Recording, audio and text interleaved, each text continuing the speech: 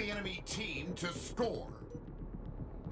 What is up, everybody? Darkskim here, bringing you some Halo 2 Anniversary Team Snipers gameplay on Zenith. And if I recall correctly, this game was actually a pretty close, very exciting match. So I'll have that rolling for you guys. But today's topic, I quickly wanted to talk to you guys about Halo 5 and what it should include as far as server browser and why it should include server browser.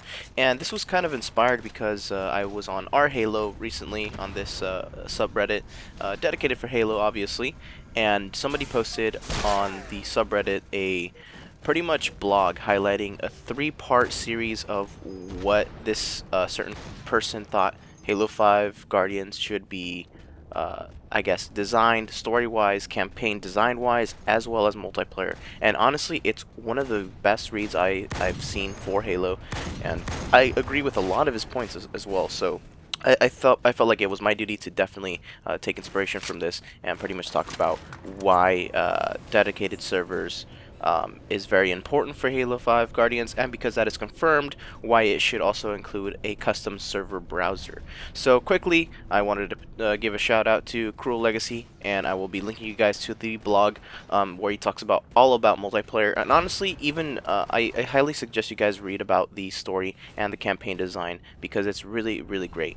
So to start off, Halo 5 Guardians, it was announced and officially announced that they will be having dedicated servers for both custom games and multiplayer games online for multiplayer in general. So this means that they're going to be having dedicated servers where everybody is connecting, so there isn't really host advantage. It's all really going to come down to your ping to the Halo 5 server, as well as your connection, pretty much how your internet is running at the moment. So with this coming out, I feel like server browsing is definitely one of those important things to come to.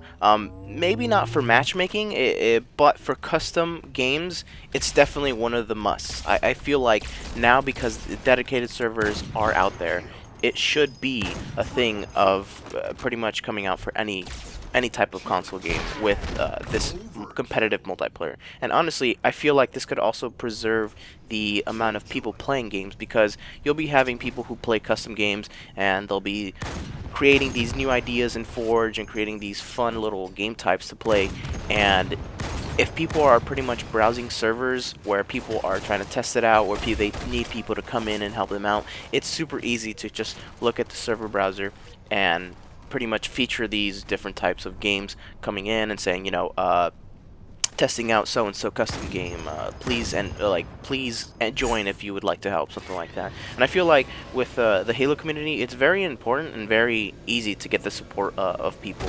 If you're doing something cool, if you're creating something awesome which is taking you hours to create, I feel like everybody gives you the satisfaction of, hey, checking it out. I know with Halo the Master Chief Collection, it's been a little bit harder to get custom files for maps and game types because of certain reasons, but with Halo 5 Guardians, hopefully that is all fine and tuned out. Especially with the custom server browsers, you can obviously just jump in and find a game that is a full lobby and not just an empty lobby, or having to sit in a search lobby for like 20 minutes, or even just having to play by yourself. And that's one of the things for sure is, since there is a matchmaking server for official 343 Underseas game types and all that good stuff, I feel like it's important to also know that there are people who are looking to have some interesting fun with Halo that isn't attached to the core gameplay of Halo 5 Guardians, meaning that people are looking to join games where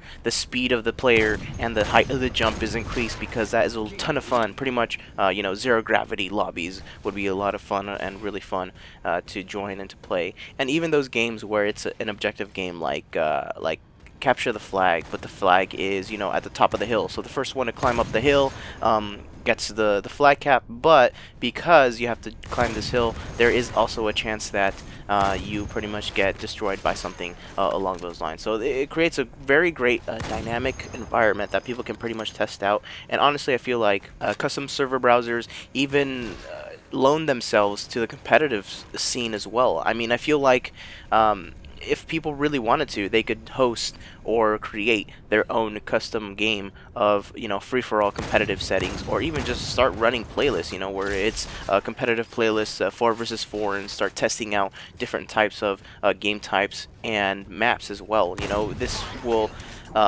kind of ease the type of settings that people are trying to create for the Halo Championship series, and even the settings as well. So I feel like everybody is really up and about, and feel like they should be able to have something like this, because they can easily just jump into a custom game where people are looking to create these awesome settings. And honestly, one of the biggest reasons I want a custom server browser is so that I can join into these goofy and awesome games, and even the competitive ones.